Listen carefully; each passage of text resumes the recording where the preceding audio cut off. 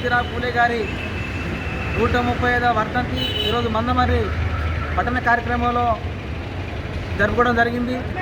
ఈ కార్యక్రమానికి వచ్చినటువంటి ఎస్సీ, ఎస్టీ, బీసీ, ముస్లిం మైనార్టీ నాయకులందరికీ, బీసీ సంఘాల నాయకులందరికీ పేరు పేరున సామాజిక ఉద్యమ నమస్కారం తెలియజేస్తూ, ఆటో డ్రైవర్ సంఘాలకు, స్వచ్ఛంద సంస్థలకు మా సహకరించినటువంటి అందరికీ కూడా పేరు పేరున సామాజిక ఉద్యమ నమస్కారం తెలియజేస్తూ, ఏదైతే మహాత్మా జ్యోతిరావు పూలే గారు మరి వారు మహారాష్ట్రలో జన్మించి ఇవాళ యావత్ భారతదేశమే కాకుండా ప్రపంచవ్యాప్తంగా కూడా వారి యొక్క దిక్సూచిగా ఉన్నారు.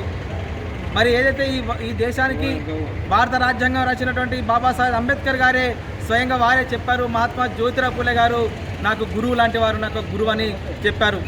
మరి ఇవాళ ఈ దేశంలో స్వతంత్రం వచ్చి 80 సంవత్సరాలు దాటిపోయినా కూడా ఇప్పటికి కూడా కుల వివక్ష ఈ దేశంలో ఉన్నది.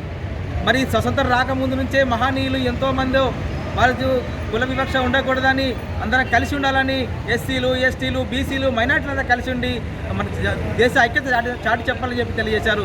అదే సందర్భంలో మహాత్మా జ్యోతిరావు పూలే గారు మరి ఆ రోజు వారి భార్యకు ఆయన యొక్క గురువుగా మొదటిసారి వారికి చదువు నేర్పించి, తన భార్యకు చదువు నేర్పించి వారి భార్యతోటి ఒక పాఠశాల ఏర్పాటు చేసి స్త్రీలు చదువుకోవాలని చెప్పేసి మొట్టమొదటిసారి మహాత్మా జ్యోతిరావు పూలే మహారాష్ట్రలో పాఠశాల స్థాపించారు. అదే మన భారతదేశంలో సావిత్రిబాయి పూలే గారు మొట్టమొదటిసారిగా ఈ దేశంలో మొదటి మహిళా ఉపాధ్యాయురాలుగా చెప్పబడుతున్నది. మరి అదే సందర్భంలో అప్పటి నుండి తీసుకుంటే ఇప్పటికి కూడా స్త్రీలపైన వివక్ష, కులాలపైన వివక్ష, అంటరానితనం అనేది రూపుమాపాలని చెప్పేసి ఈ సందర్భంగా తెలియజేస్తున్నాం. ఎస్సీలు, ఎస్టీలు, బీసీ, ముస్లిం మైనార్టీ వర్గాలంతా ఏకదాటిగా వచ్చాయి రాజ్యాధికారంపై ప్రయాణం చేసి అంతిమంగా అందరం కలిసి రాజ్యాధికారం సాధించాలని ఈ సందర్భంగా తెలియజేస్తూ అవకాశం కల్పించినటువంటి పెద్దలందరికీ పేరు పేరున సామాజిక ఉద్యమ నమస్కారం తెలియజేస్తున్నా. జై పూలే, జై అంబేద్కర్.